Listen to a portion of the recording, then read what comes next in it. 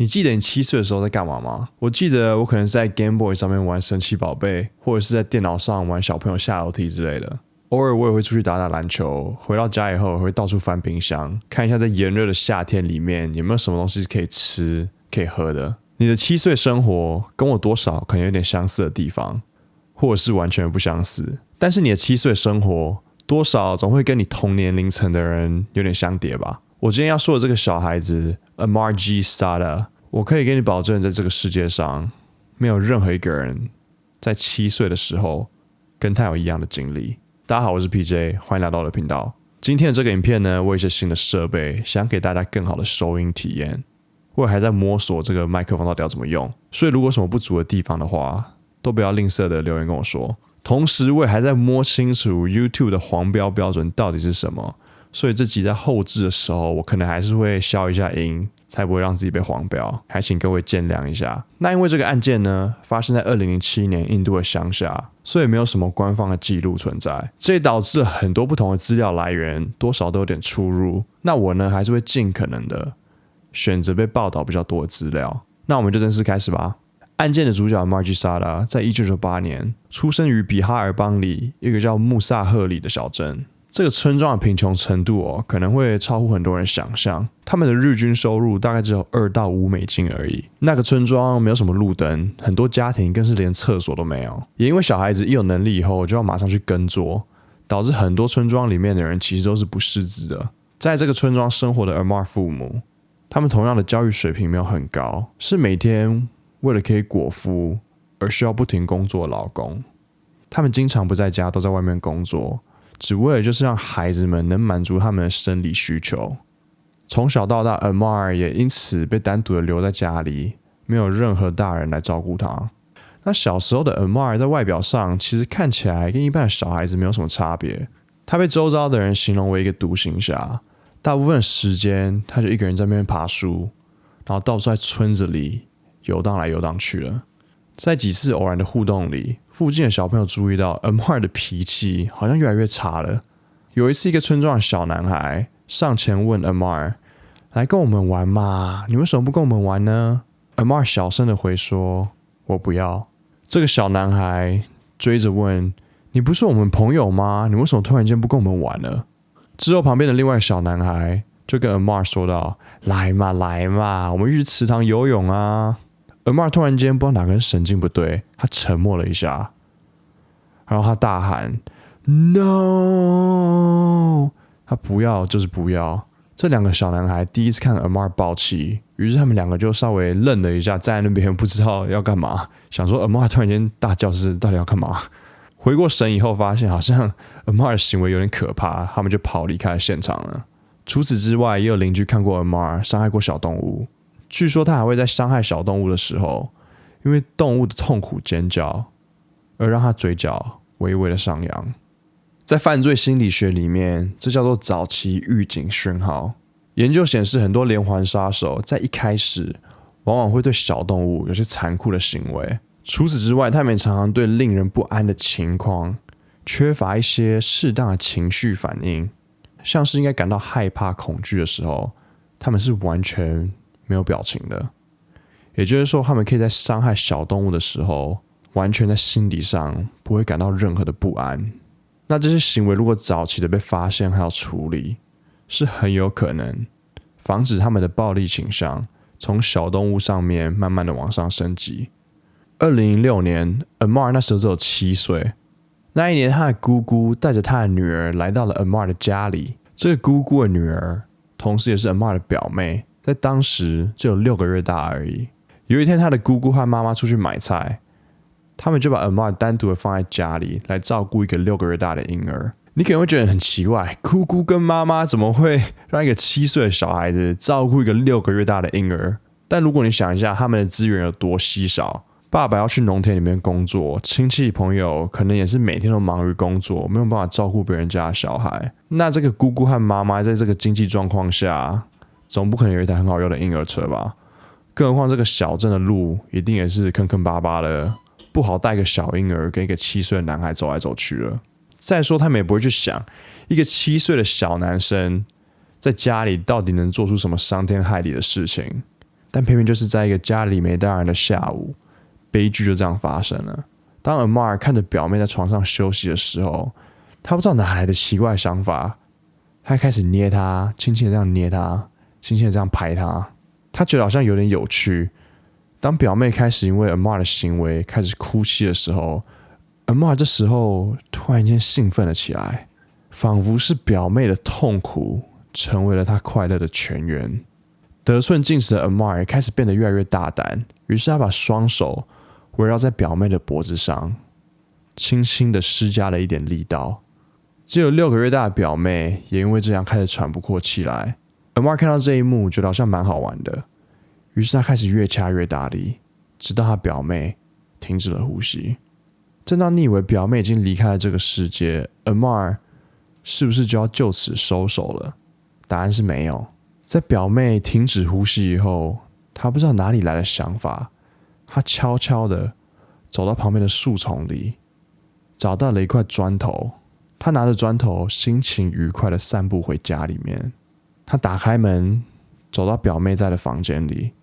他看着已经失去呼吸的表妹，拿着砖头开始往她的头上砸。砸到最后，据说表妹的脑浆都已经完全的跑出来了。砸完表妹后，他用他小小的7岁双手，慢慢的在地板上挖了一个洞。于是他就这样把自己的表妹给埋进去到了那个洞里面。整个过程中，他好像就是把表妹当作他的玩具来看待。埋葬完表妹了以后，他走回家里，仿佛好像什么事都没有发生一样，他继续独自的玩耍着。妈妈回家了以后，马上就问起表妹的下落。Amar， 你把表妹藏到哪里去了？快跟我说，你不要闹了。在旁边独自玩耍的 Amar 突然间停下来，平静的抬起了头，用一对无辜的双眼跟他妈妈说：妈妈，我把他杀了。起初妈妈以为这个只是他扭曲的一个玩笑，毕竟在这个小镇里面，大人都没有时间管小孩，那小孩他们到底在讨论什么，平常都开什么玩笑，这些大人也不是很理解。但是很快的，母亲慢慢开始觉得有点不对劲，似乎是半信半疑的开始害怕的怀疑着 Amar 讲的是不是真的。Amar 说他没有在开玩笑，于是他把妈妈带进去了后院里。他妈妈随之也被眼前的影像给惊呆了。他看到 Amar 的表妹被埋在土里面，头颅也已经完全的破碎了。后来 Amar 就若无其事的跟他妈妈承认，他用砖头砸了他的表妹，并把她埋到土里面。在跟他妈妈描述他犯罪过程的时候， Amar 似乎不觉得他做错了什么事情，他脸上没有任何的悔意，他甚至在描述整个过程的时候，他都微笑着。那天晚上，他的父亲回家之后，得知了 Amar 在他不在的时候犯下了如此的罪行，他愤怒的用尽全身的力量体罚他的小孩，想说会不会因为这样把 Amar 打成一个乖宝宝。然而在这个时候， Amar 的父母做出了一个他们认为是正确的决定。因为 Amar 是他们唯一的儿子，他们决定不要去报警，这也让 Amar 逃离了司法的惩处。于是他们就编造了一个故事，跟他的姑姑说他的女儿是因为生病在床上突然间去世了。我们不知道姑姑当时到底有没有相信他们编的故事，但是我们知道 Amar 没有因为这次的犯案而受到应该有的惩罚。当然聪明的你看到这边一定会觉得很奇怪，自己的女儿去世，这个姑姑却没有问说要看自己女儿去世的身体。姑姑就这么盲目的相信了 Amar 的父母给他的说法吗？这一部分有可能是因为那个年代的印度没有很多书写的官方资料，所以有可能是有一些细节被忽略，没有被记录下来。我相信姑姑多多少少还是有点疑问的。那 Amar 的父母除了说编造这个谎言要来保护自己的儿子以外，他们同时也想要保护这个家庭。尤其是在这种印度的传统农村里面，家族的荣耀是一个非常重要的概念。如果你承认自己的小孩是个杀人犯的话，村庄里的人再也不会用平等的眼神来看待你。想象一下，在一个贫穷的小镇里面，生活已经够困苦了。如果这种家丑外扬了以后，这种小镇传也传得很快的。他们一家人可能就很快的因为 Amar 行为失去他们的工作，只会把自己原本已经很困难的生活搞得更惨而已。加上说在那个贫穷的村庄里面缺乏一些医疗资源，所以婴儿会因为生病而去世，也不是到一个非常非常罕见的事。Amar 的父母也以为就因为这样的一个谎言，他们可以若无其事的回到他们原本的生活。但其实也很有可能 Amar 的父母没有把 Amar 给供出来，导致 Amar 在犯错了以后不用承担任何的社会责任。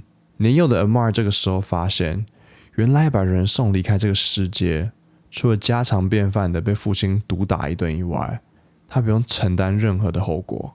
也很有可能就是因为这样， Amar 在第一个受害者以后，他没有就此的收手。在第一次的惨案发生没多久了以后，他的妹妹就出生了。他的父母还坐下来跟 Amar 好好的谈一谈。他说这个是你的妹妹，你要保护她，你要爱她。于是整个家庭就专注在照顾刚出生的妹妹上。很快的，他们在女儿慢慢长大的喜悦之下，忘记了 Amar 曾经犯下的罪行。也因为要让女儿得到很好的照顾，缺乏资源的 Amar 父母很快就把身心灵全心全意的埋在工作里面。这也意味着 Amar 在家里开始受到更少的关注。至于他是不是因为这样开始对他的妹妹慢慢的产生敌意呢？我们无从得知，但是也不能排除这个可能性。有一天午餐后的下午， Amar 的父母在劳动里的空闲时间里开始睡起了午觉。Amar 只是一如既往的就在旁边独自在那边玩耍。突然 Amar 不知道哪里来的鬼点子，可能是出自于一个人在家里醒着很无聊吧。他在趁父母熟睡的时候，偷偷的走向自己只有8个月大的妹妹。于是他就这样看着他可爱的妹妹，突然间他就把他的手放到了妹妹的脖子上。他开始慢慢的出力，听到妹妹的挣扎声以后， Amar 的身体不知道哪个开关突然间打开了。于是他越来越用力的把手环绕在妹妹的脖子上，越来越用力，越来越用力，直到妹妹停止了呼吸。 Amar 在把妹妹送离开这个世界了以后，他还把失去呼吸的妹妹摆成了一个熟睡的姿势。结束以后， Amar 又跑到旁边独自一个人在家里玩耍，好像就是什么事都没有发生一样。当母亲从睡午觉醒来了以后，她睡眼惺忪的准备要为自己的女儿母乳。于是她突然间注意到自己的女儿已经没有心跳声了。她还很快的把自己女儿的去世跟自己的儿子 Amar 结合了起来。当她意识到儿子与女儿的去世有关联的时候，她眼角的泪珠映照出的画面是她儿子 Amar 独自在旁边玩耍的身影。她哭着转向正在独自玩耍的 Amar， 对他说道：你做了什么？你做了什么？你也杀了你妹妹吗？ Amar 抬头微笑的看着妈妈说道：对呀。听见母亲崩溃的父亲急忙的赶到母子质问的现场。父亲马上追问的问道说：你为什么要这样做？你为什么要这样做？ Amar 若无其事的回应道：没有什么，就是这样。他这个回答好像是在说：对啊，妹妹就是我杀的啊，那怎么样？这时候听到了正在争吵的邻居马上就上前关心，想要知道到底发生了什么事情。知道了事情的真相以后，邻居建议 Amar 的父母要把 Amar 交给警察来处理。但担心家丑会外扬的父母马上就跟邻居说道：这个是家务事，我不想要让其他的人知道，这件事情可以是你跟我之间的秘密吗？邻居也答应了这个请求，毕竟邻居也是不能不理解，生活已经够困苦了，如果这个家族还要背上这个罪名的话，那生活只会变得更惨。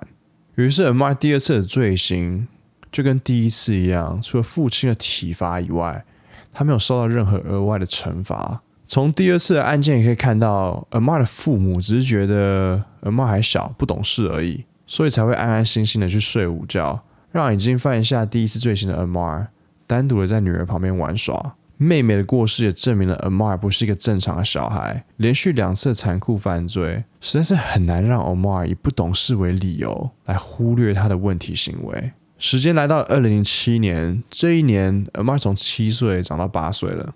有一天，小镇里的一个母亲需要外出办事，于是他就把自己6个月大的女儿 Khushbu 放在婴儿车里面，交给了当地的一个照护中心来照顾。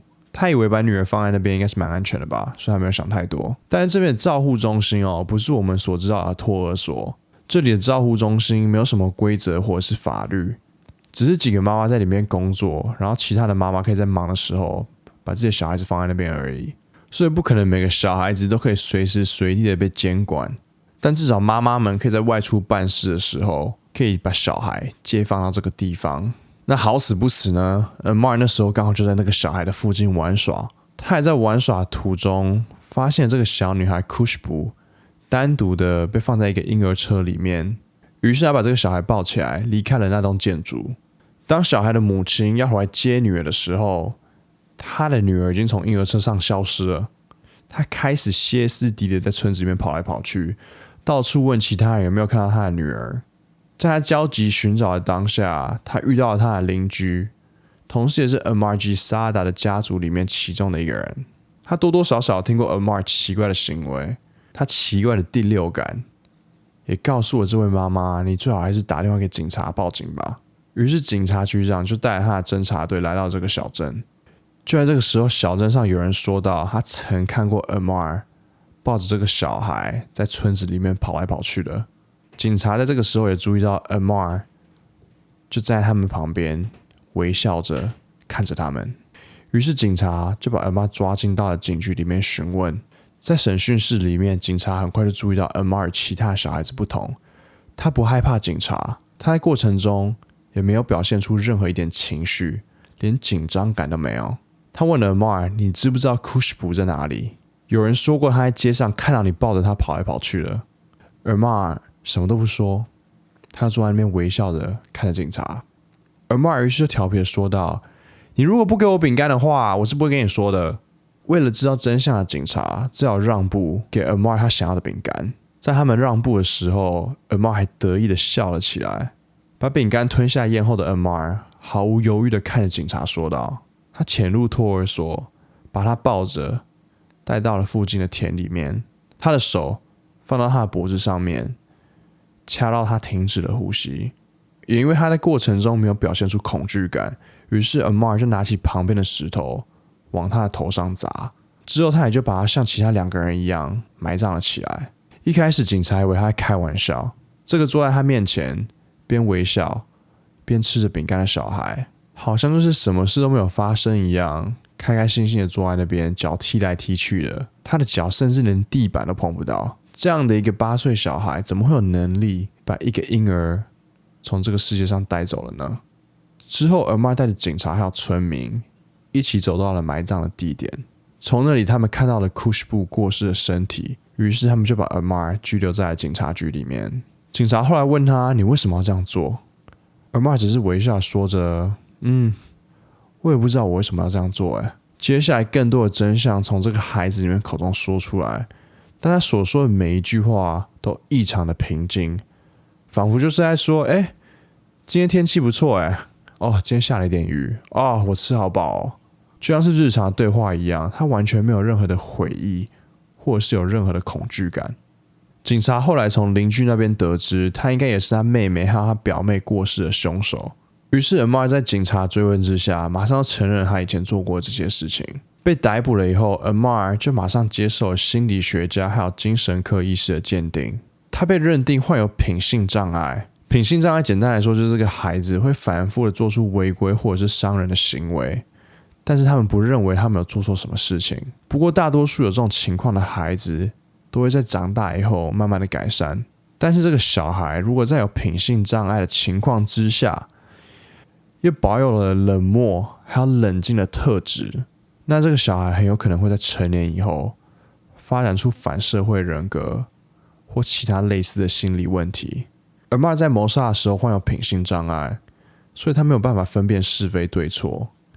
也因为这样，警察问他的时候，他马上就一五一十的把全部的事情都招出来了，因为他不认为自己有做错什么事情。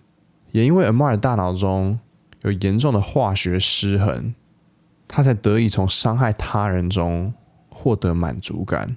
一位在他案件上做研究的心理学家说道，这种侵略性很有可能是遗传性的，很有可能是因为大脑的化学动荡所造成的。